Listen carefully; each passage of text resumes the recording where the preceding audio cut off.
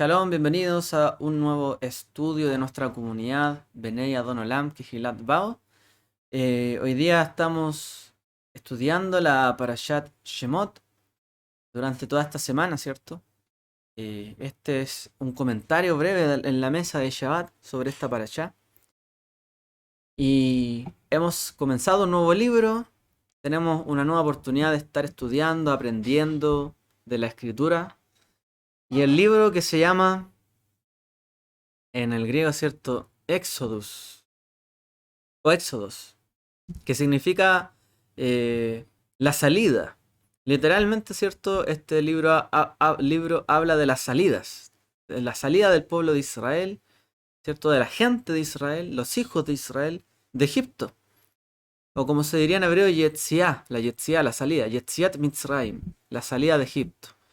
En el libro, ¿cierto? Digamos de la Tanaj, la Biblia hebrea, este libro se le llama Shemot, porque generalmente toma cierto nombre de las primeras letras o las primeras palabras, ¿cierto? Del libro. Y como dice, Ve'ele Shemot Bnei Israel. Estos son los nombres de los hijos, ¿cierto? De Israel. Así que el libro se llama Shemot, nombres.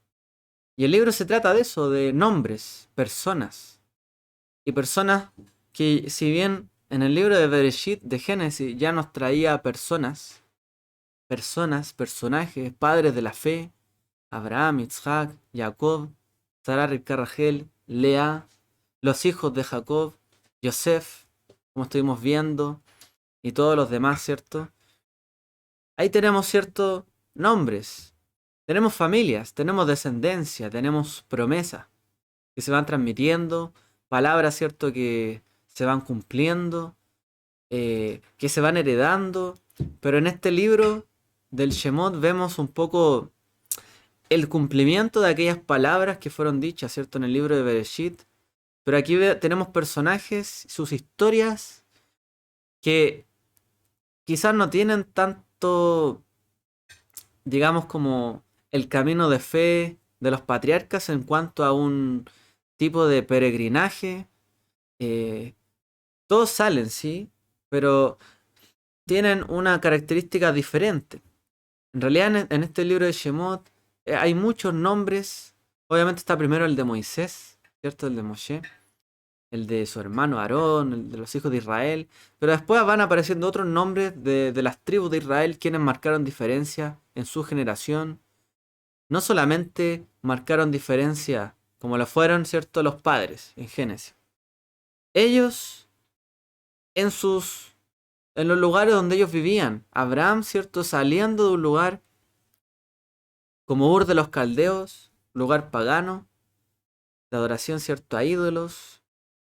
Da un testimonio de una salida, ¿cierto? En medio de un mundo, podríamos decir, que todavía no tenía la luz, ¿cierto? De la revelación del Eterno, de su palabra, de una promesa. No hay todavía una palabra, digamos, que va a encaminar la redención para todos los pueblos, sino que cada cual por su camino. Pero Abraham sale de allí y emprende el viaje, ¿cierto? Para encontrarse con el Eterno. Los patriarcas también. Y si bien ellos siempre se están enfrentando en el fondo a gente de afuera, este libro de Shemot también parte con un enfrentamiento con un pueblo de afuera, entre comillas, pero es el pueblo de Israel el que está en la tierra de ellos. ¿Ok? Y están como esclavos. Y luego más adelante el libro trae nombres de entre el pueblo. O sea, ya una vez que salen, como de entre el mismo pueblo, hay nombres que se destacan, ¿cierto? Hay personas que se destacan en medio de los hijos de Israel.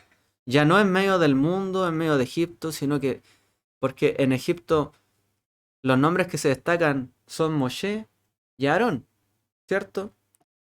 Y Miriam, quizá, desde la salida, pero luego ya se destacan personas entre el pueblo. Ya no es cierto enfrentando una situación, digamos, viviendo en tierra ajena, sino que si bien en medio del peregrinaje entre ellos hay quienes hacen lo bien, lo bueno y lo malo. Hay quienes se distinguen unos por sobre otros.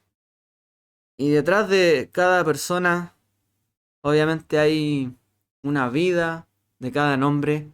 Detrás de cada nombre que nosotros recordamos, que por ejemplo el mundo recuerda, podríamos decir que a lo mejor no es la fecha y entre otras cosas. Pero hoy día, ¿cierto? Se recuerda el nombre de Jesús, el nacimiento, ¿cierto? De Jesús. Un nombre. Pero un nombre no es nada, ¿cierto? Sin su historia, sin su memoria. Un nombre puede estar allí, puede sonar bonito, diferente, difícil de pronunciar, fácil de recordar. Pero lo que queda más allá del nombre es la fama, ¿cierto? En hebreo la palabra Shem, que es nombre, no solo se refiere a eso, un nombre que es dado, sino a una fama, a una forma en que se le reconoce a alguien. El nombre es, ¿cierto?, la persona. El nombre no es simplemente algo repetido. De hecho, si hay algo que la Biblia siempre hace y trabaja bien, son los nombres. Cada nombre, ¿cierto? En un momento específico tiene un nombre que da cuenta de su historia, de su peregrinaje, digamos, de su bagaje familiar, de todo lo que tiene que vivir, todo lo que pasa. Abraham, un padre exaltado, es decir, una persona distinguida, pasa a ser Abraham, un padre de muchedumbres, ¿cierto? Porque eso le fue prometido. Jacob, el que se toma del talón, o también el que suplanta.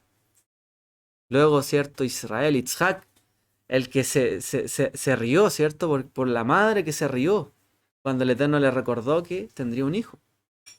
Y así eh, un poco los nombres van marcando algo, ¿cierto? Entonces un nombre no es nada sin la persona, sin la memoria y sin la historia. Pero cada una de esas personas, para saber y conocer esas memorias, esos recuerdos, bueno, si nos ponemos ahora en el lugar de la persona, esa persona tuvo luchas, triunfos, derrotas, sueños. Tuvo pensamientos, tuvo ideas, ideologías quizá. Tuvo una forma en que quiso conocer a Dios, acercarse a Él. O sea, lo que después recordamos, ¿cierto? Es el final, la muestra, lo que salió hacia afuera, lo que todos vieron. Pero no vimos también la lucha interna, ¿cierto? Que tuvieron ellos. Un poco tan así. Pero de alguien sí conocemos un poco más y es de Moshe, ¿cierto? Que se dice que él escribió parte o gran parte, como dice la tradición, más, digamos, más tradicional, que él escribió toda la Torá. Y si eso fuese así, ¿cierto? Él escribió su propia historia. Sus aciertos, su desacierto. Lo bueno que hizo, pero también lo malo. Y en esta parashá vemos también, ya no vemos a un Moshe en el momento cúlmine de su vida, sino que un Moshe matando a un egipcio y huyendo de entre sus hermanos, derrotado, ignorado, ¿cierto? Y menospreciado por su familia tribal, por su familia, ¿cierto? Su linaje.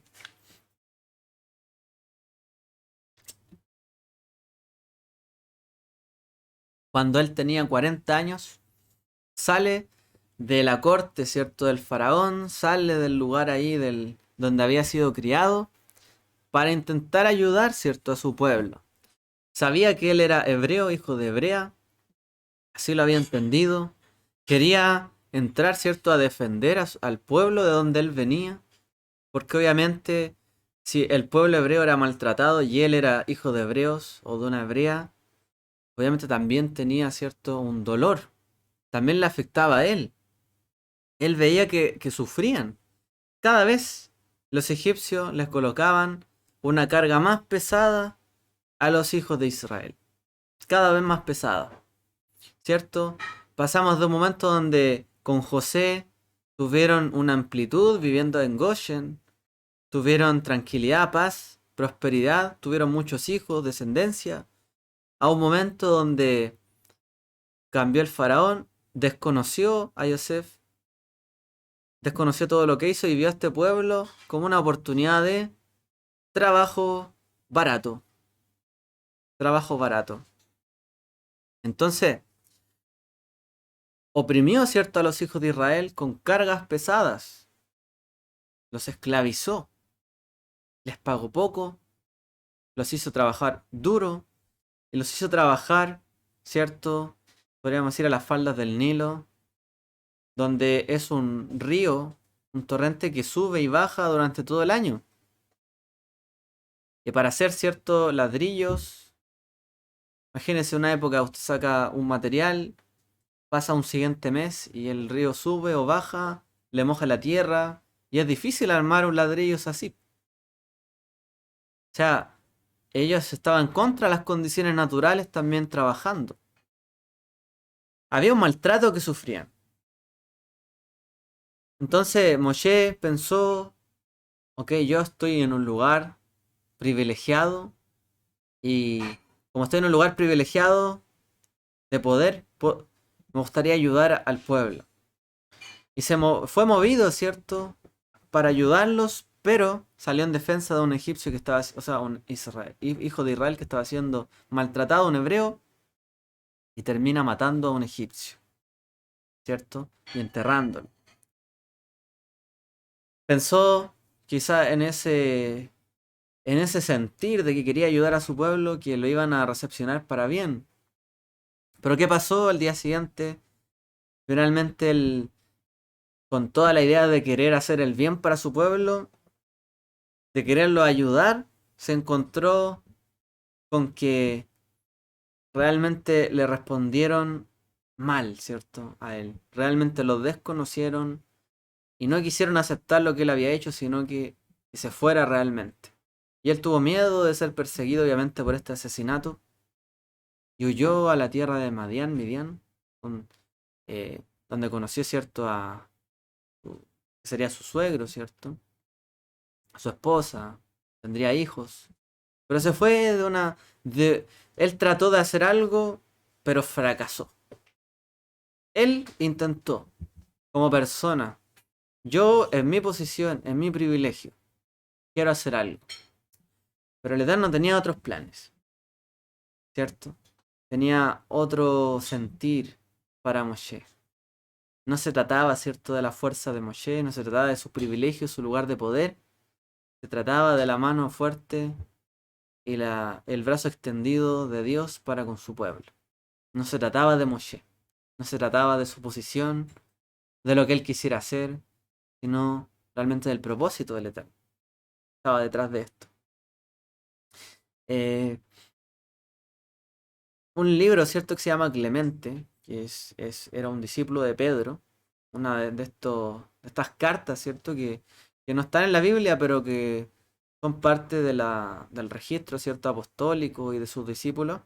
El libro de Clemente, discípulo de Pedro, él dice lo siguiente: fue la envidia la que obligó a Moshe a huir de cara, o sea, del frente del faraón, rey de Egipto, cuando escuchó las palabras de sus compatriotas que decían: ¿quién te ha hecho juez o gobernante sobre nosotros? ¿Me matarás a mí también como ayer lo hiciste con el egipcio? Entonces, dice, el pueblo, ¿cierto?, lo rechazó y les dijo: ¿eres tú gobernante sobre nosotros? O sea, ¿tú ahora crees que puedes defendernos a nosotros y matar a nuestros enemigos? Y que nosotros te tenemos que aceptar porque sí. ¿Eres juez sobre nosotros? O sea, el día de mañana tú nos vas a oprimir también a nosotros, así como mataste a este. Fuerte declaración, ¿cierto? Realmente, o sea, tú dices que vas a ser nuestro libertador, pero te hemos visto comportarte así, derramar sangre. ¿Vas a hacer acaso lo mismo con nosotros? Y no lo aceptaron. Ahora, dice aquí que esto fue movido por celo o por envidia. Dice el libro de Clemente. Fue la envidia, dice, la que lo hizo huir. La envidia de sus compatriotas. Y él dice esto y es bastante, digamos, como... Porque si nosotros vemos, ¿por qué tendrían envidia de Moshe? Una, puede ser envidia de su posición de poder, de haber sido criado en la casa del faraón, y en cambio ellos siendo esclavizados y todos siendo hebreos, ¿cierto? O también pueden haber sentido envidia de que Moshe pudiera hacer algo como eso y salir impune. Que pudiera matar a un hombre y salir impune. Sentir envidia también de querer, digamos, devolverle la mano, tomar venganza contra los enemigos y salir impune, como Moshe. Porque también podríamos interpretar que eso podría ser la envidia que sentían. Porque le recalcan, ¿acaso tú eres gobernante, juez? Tú puedes decidir sobre la vida de otros. Y quizás él podía hacerlo porque tenía una posición privilegiada. A lo mejor él no iba a ser perseguido si es que salía diciendo alguna otra cosa. ¿Cierto? Que le faltaron al respeto, quizás. ¿Quién sabe qué? Pero esto le llegó, ¿cierto? A Moshe. Pero si la envidia fue porque por lo que Moshe tenía como privilegios, obviamente no es algo positivo, pero si la envidia fuera el que pudieran hacer cosas y salir impunes, pues el pueblo no estaba bien. No estaba bien. Lamentablemente un pueblo oprimido, un pueblo, ¿cierto?, que ha tenido que luchar duras batallas y quizás injusticias, es un pueblo que siente mucha envidia por la situación favorable de otros que no han pasado por eso. Esto puede llegar a, incluso como aquí vemos, un caso que a lo mejor Moshe pudo haberlos ayudado, a negar la ayuda de alguien que les tiende la mano. Cuando una persona se coloca en esa posición, puede negar la ayuda que alguien le pueda ofrecer. Porque siente que no viene de alguien de su posición. Aunque sea algo razonable, aunque sea algo en aras de la paz, es capaz de no aceptar ningún acto de paz o transigir en nada, ¿cierto? Porque desea en el fondo una corrección de justicia y así como otros son impunes, también desearía yo también ser impune. Esto no me deja a mí otra opción que recordar también un poco lo que pasa quizá en nuestra nación, donde la impunidad, ¿cierto?, de muchos de los gobernantes, así como pasó en esta época, la impunidad que hay sobre los gobernantes es envidiada por la gente, donde la gente también quiere impunidad para sus delitos. Y dicen, pero ¿cómo ellos, si hacen tal cosa y tienen tan poca pena, en cambio estos otros que hicieron cosas menores tienen esta otra pena? Y desearían ser impunes como los otros, en vez de desear la justicia, en vez de desear la pureza de la justicia que sea establecida. Entonces, aquí el punto no es simplemente Moshe, tú tienes que, o sea, tendrías que haber sido justo, ¿cierto? A lo mejor mataste a una persona, ¿cómo vas a liderarnos a nosotros si hiciste un acto de homicidio? O sea, ¿cómo quieres tú presentarte como nuestro líder militar? ¿Qué quieres hacer con nosotros? Sino que el juicio del pueblo va hacia un sentido de envidia. Envidiar la impunidad quizá, envidiar el privilegio del otro y no trabajar, ¿cierto? Quizá trabajar sus corazones para esperar pacientemente, como dice el Teilim, la salvación del Eterno. Como dice, esperad pacientemente en Él. Espera en Él y Él hará, ¿cierto? Para esperar en el Eterno, en su salvación, su liberación, necesitamos ser pacientes y no pervertir el sentido de justicia que hay en nosotros. No porque otros sean impunes, nosotros vamos a anhelar la impunidad, ni vamos a hacer actos delictivos porque otros lo hacen y no pasa nada, yo también voy a hacer y no pasa nada. Un tema de revancha. No puede pasar esto. Lamentablemente esto está en el corazón del pueblo y esto es lo que dice el libro de Clemente. Fue la envidia la que llevó al pueblo a rechazar a Moshe. Una envidia. Entonces, no les bastaba, ¿cierto? En el fondo, a lo mejor no les importaba mucho que hubiesen matado al egipcio porque no lo celebraron. Uno no los ve ahí que hayan celebrado. Bien, él destruyó a nuestro opresor. No. Sintieron, él puede hacer algo como esto, pero si nosotros hiciéramos algo así, quizás ¿qué nos pasaría? ¿Cierto? Entonces, en vez de poner sus ojos en la justicia, sus ojos con envidia, se colocan, ¿cierto? En el fondo en la impunidad o en el anhelo de venganza, de revancha. Y esto lamentablemente corroía al pueblo de Israel Debido a la opresión es difícil, ¿no? Una nación oprimida, lamentablemente, siempre tiene ánimos de venganza, revolución y otras cosas. Y una familia oprimida también. Donde también hay opresión o mucha reprensión en una familia, también van a haber ánimos después siempre de venganza, quizás de desear impunidad, como mis padres hicieron esto y yo, y me dicen quizás esto a mí, si ellos hacían lo mismo, en vez de tener un correcto sentido de la justicia y de lo que está bien y lo que está mal. O sea, aquí hay que tener, hay que darle un alto, ¿cierto? A este momento. Moshe no hizo las cosas bien, no estaba haciendo las cosas bien.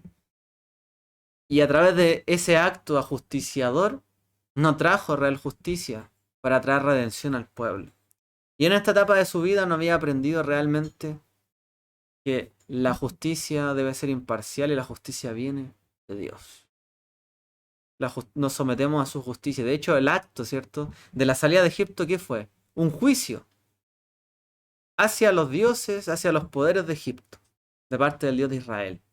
Lo juzgó en todo, pero fue el Eterno, no las personas, no nosotros. No fueron ellos los que condenaron a Egipto, sino que fue el Eterno el que actuó. Y nosotros, instrumentos, como Moshe luego en su mano. Entonces, ojo con esto, porque a veces podemos sentir envidia por el que es impune, pero eso no es real justicia. Y eso no puede motivar a un corazón realmente a hacer la voluntad del Eterno. Al contrario, lo lleva por su propio camino. Y ese camino puede ser muy difícil. ¿Okay? Moshe tuvo que huir. Huyó, ¿cierto?, hacia Madián. No lo reconocieron y no era un líder legítimo realmente para ellos. ¿Por qué? Porque sentían envidia de él. Es diferente cuando uno siente admiración, respeto por la persona, ¿cierto?, que lo lidera. Cuando uno lo reconoce su virtud.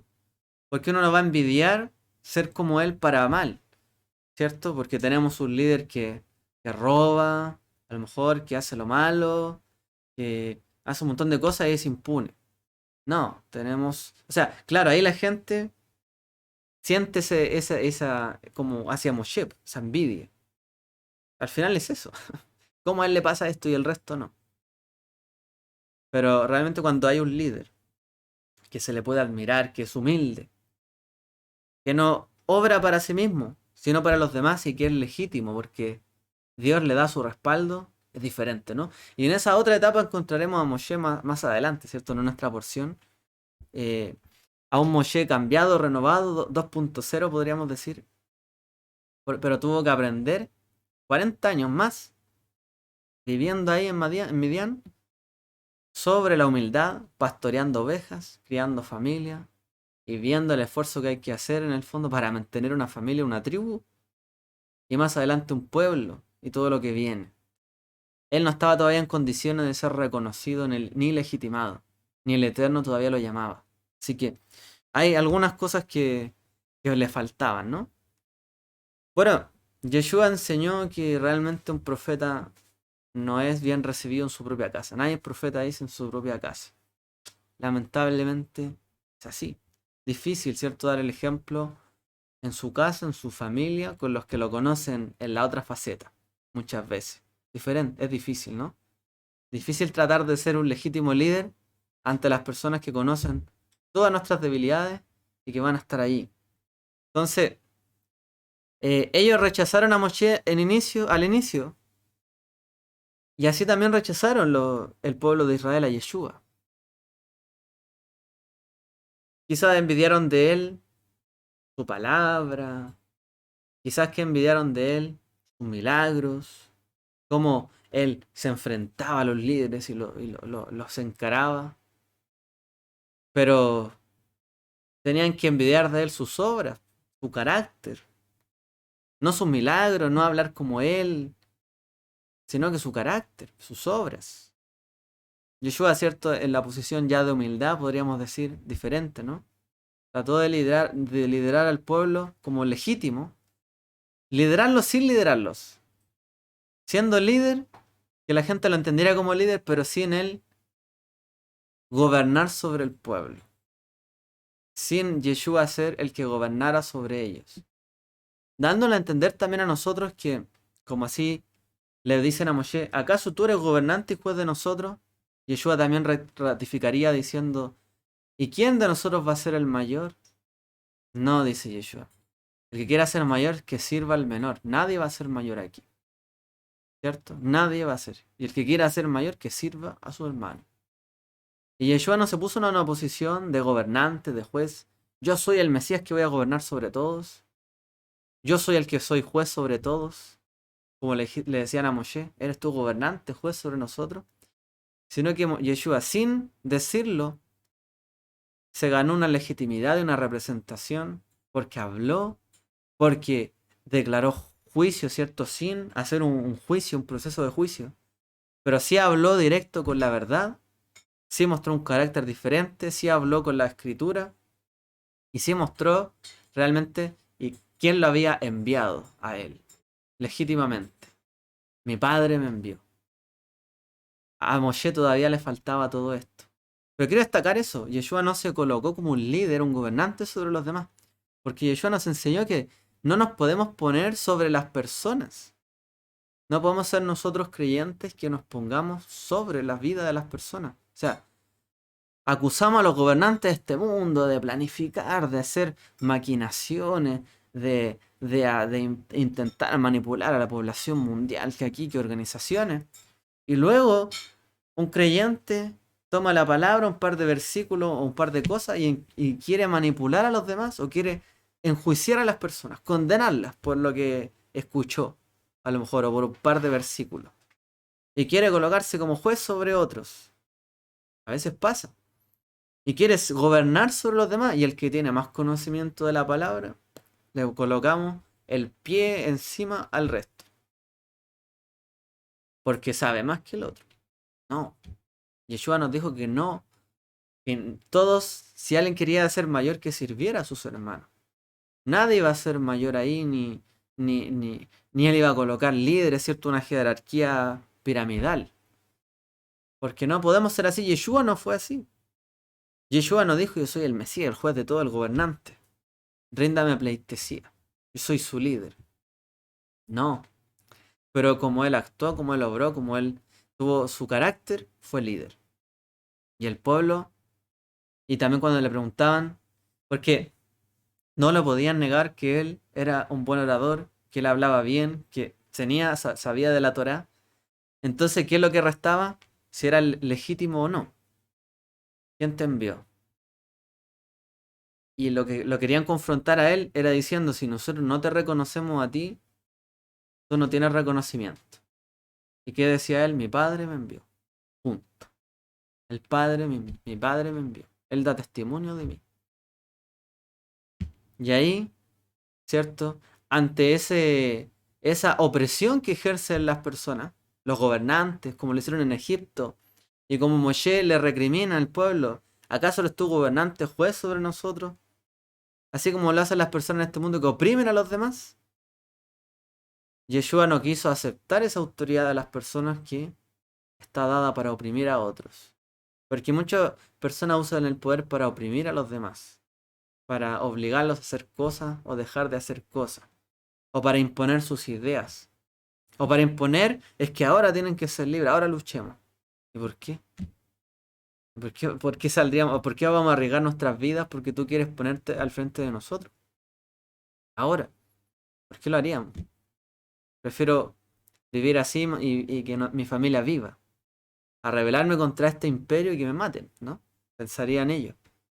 Entonces, todo ese escenario también nos tiene que a nosotros dar a entender. Yeshua no fue un líder que oprimió, al contrario, él ni siquiera se quiso colocar como gobernante sobre las personas, para que también nosotros entendamos que no podemos hacer eso frente a los demás.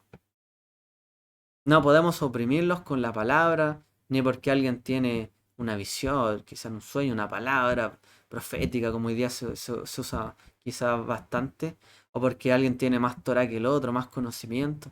No podemos oprimir al prójimo. Yeshua no usó la palabra para eso, sino para enseñar, redarguir, corregir, instruir y que las personas despertaran y que entendieran que el reino de los cielos estaba cerca de ellos, en su boca y en su corazón. Estaba la teshuvá y el arrepentimiento, para que viniera salvación a ellos. Y a Moshe le tocó el camino largo aprender todo esto, ¿no? Hasta que el Eterno lo llamó y entendió que no se trataba de él, de Moshe, sino del plan del Eterno. Y de lo que él le colocaba a él como palabra profética para hablarle a Faraón, y como lo que el Eterno le daba a él, ¿cierto? En visión, porque Moshe fue profeta, para que le diera al pueblo, o a través de su palabra para que le enseñara al pueblo, etc. Entendió que él no era el gobernante como el faraón que se iba a poner sobre el pueblo, sino que era un mediador, como lo fue Yeshua, entre Dios y nosotros, él entre el Eterno y el pueblo, un mediador. Y a eso quizás debiésemos nosotros aspirar, ser mediadores entre las personas.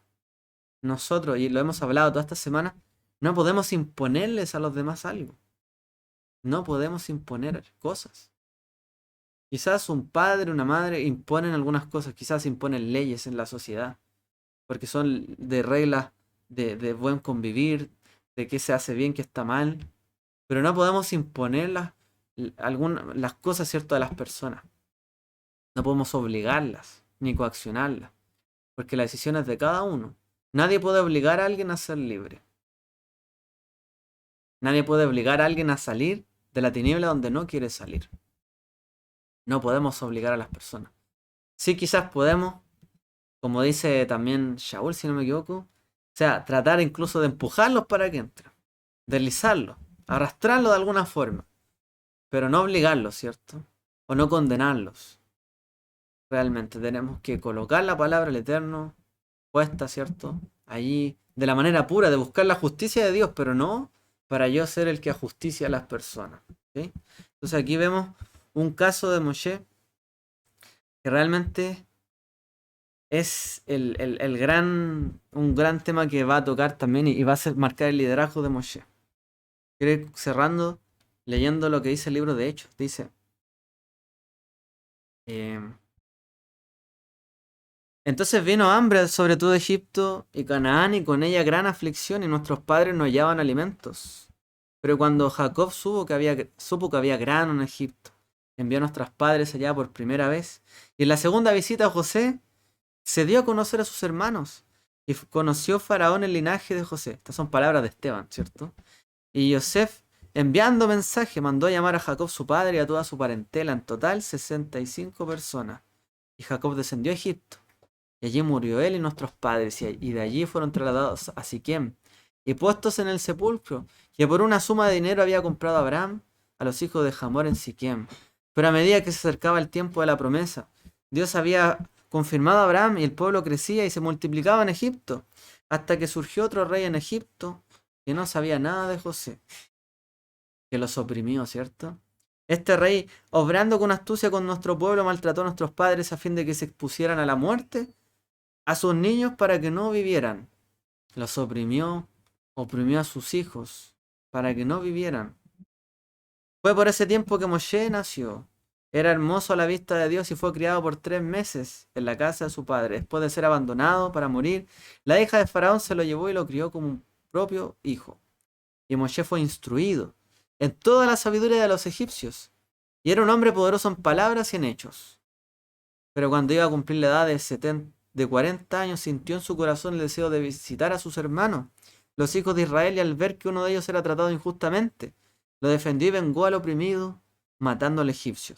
Pensaba que sus hermanos entendían que Dios les estaba dando la libertad por medio de él, pero ellos no entendieron. Al día siguiente se les presentó cuando dos de ellos reñían y trató de poner paz entre ellos, diciendo: varones, vosotros sois hermanos, ¿qué os herís? ¿Por qué os herís el uno al otro? Pero el que estaba hiriendo a su prójimo lo empujó diciendo: ¿quién te ha puesto por gobernante y juez sobre nosotros? ¿Acaso quieres matarme como mataste ayer al egipcio? Al oír estas palabras, Moisés huyó, se convirtió en extranjero en la tierra de Madián, donde fue padre con 2 hijos. Moshe tuvo, ¿cierto?, en ese momento digamos, un vislumbre de lo que iba a ser su propósito, un sueño. Salvar a su pueblo. Que su pueblo fuera rescatado de las manos de sus opresores. Pero él estaba al medio, ¿no? Entre Egipto y el pueblo. Y efectivamente él terminó siendo como lo que mencionábamos, un mediador. Terminó mediando entre Egipto, entre el faraón y Dios y el pueblo. Siendo el vocero. Pero no de su propia voluntad, sino ya de la voluntad del Eterno. Y este episodio, ¿cierto? Que le pasó a él, a Moshe, que terminó, ¿cierto? Con él y teniendo que huir hasta aprender esto que mencionamos, es similar a una persona que está aprendiendo, ¿cierto? Un oficio. Por ejemplo, un carpintero. Y entra a trabajar y dice, yo tengo el sueño de construir mi propia casa. ¿Ok? Y tenía tanto anhelo de construir su propia casa que resulta que el que lo contrató le dijo, bien, bueno, está bien, cumple tu sueño, construye tu casa. Él fue, trabajó, pero ¿qué pasó? Que al tiempo las bases estaban mal hechas, no había buen cálculo y la casa se vino abajo. Y esta persona, ¿cierto? Que quería aprender a hacer su casa, terminó decepcionado, dijo, nunca más voy a hacer una casa, triste porque se le había caído, se le había derrumbado todo lo que él quería hacer, pero digamos, su empleador le dice, bueno, te felicito, ahora estás preparado para aprender a ser carpintero. Ahora recién. Ahora que ya no estás tan seguro de ti mismo, ¿cierto? De que se va a venir abajo, ahora es que estás para aprenderlo. Ahora que quieres dejarlo, ahora sí podrías aprenderlo. Porque cuando uno tiene muy enceguecida su visión de que quiere algo y quiere algo y quiere algo, y que las cosas son así y son así y tienen que ser así, y no ve otras variables, a veces se tiene que derrumbar todo. Porque así como Moshe recibió y vio el vislumbre de su rol, libertador, mediador, como mediador, entre el Eterno, ¿cierto? Y su pueblo, entre Israel y Egipto, pero se equivocó. Quiso construir un edificio, pero todavía no había hecho ni los cimientos. Se vino abajo. Y cuando se vino abajo, fue el momento donde el Eterno le tuvo que enseñar a él en su vida cómo construir las bases, ¿cierto? Para ser un buen mediador, siendo humilde, no oprimiendo a los demás, no haciendo actos de ajusticiamiento, que a Moshe se le repetiría, ¿cierto? Cuando golpea la roca después también. Que él queriendo hacer y poner su voz y su palabra, termina nuevamente haciendo un acto de arrebato que le costó entrar en la tierra prometida. Por eso no podemos oprimir, ni con la palabra del Eterno intentar oprimir a la gente ni castigarla. Por mucha rabia que tengamos, por mucho sed de justicia, no podemos ser personas que intenten ajusticiar o envidiar a la impunidad, envidiar a los que hacen cosas y no les pasa nada. Sino que tenemos que buscar la justicia por razones puras y ahí encontraremos redención. En la redención, en la justicia, encontramos redención. Cuando encontramos, ¿cierto?, el camino del mediador, encontramos nuestro propio camino. Porque cuando un líder o un gobernante quiere imponernos un camino, una visión, nos va a imponer algo que él quiere sobre nosotros. Pero cuando un gobernante, un líder es mediador, como lo fue Yeshua y como lo terminó siendo Moshe, a cada cual le va a dar la oportunidad de seguir su propio camino. Porque va a mediar, no les va a imponer. Les va a dar la oportunidad, la posibilidad y los recursos y todo para que cada uno pueda construir su propia casa, su propio edificio. Y no que todos trabajemos para el sueño de él. Cuidado, ¿cierto?, con los opresores. Cuidado con los malos gobernantes. Aprendamos, ¿cierto?, del Eterno, seamos humildes. Aprendamos que cuando, pues, a lo mejor tenemos el vislumbre de lo que el Eterno quiere para nuestra vida, pero aprendamos humildad, aprendamos real justicia. No un juicio rápido. No, que todo esto está mal. ¿Escuchamos algo? No, está mal. No, aprendamos verdadero juicio porque ahí también hay redención. El pueblo tampoco pudo ver, ¿cierto?, la redención porque su justicia estaba pervertida a través de la envidia y los celos. Y solo cuando vieron a Moshe humilde, pero a su vez, como se diría, empoderado, ¿cierto?, con la palabra del Eterno y el Eterno respaldándolo, ya es que ahí vieron la legitimidad que tenía, ¿cierto? Los hechos hablaban a través de Moshe, porque él medió y el resultado sucedió. Entonces, cuando uno es mediador, la gente no fija sus ojos en el que media, sino en los hechos, en las consecuencias, en los resultados, que es lo que importa. Porque si solo nos fijamos en la figura, terminaremos siguiendo populismo, frases de, es que yo sigo a él, y lo sigo porque le creo, y lo sigo, y lo sigo, y lo sigo, y le creo todo. No nos dejemos guiar por eso, porque solamente podríamos seguir hacia el Mesías y a Dios. Porque a otros líderes, no, cuidado, tengamos cuidado. Así que bueno, eso quería dar esta reflexión, un poco sobre Moshe, su primera parte de la historia, y también un poco a lo que hoy día estamos tratando, que el Eterno nos permite vivir en libertad y tener un correcto sentido de la justicia para que haya salvación en todos nosotros. El Eterno les bendiga. Shabbat Shalom.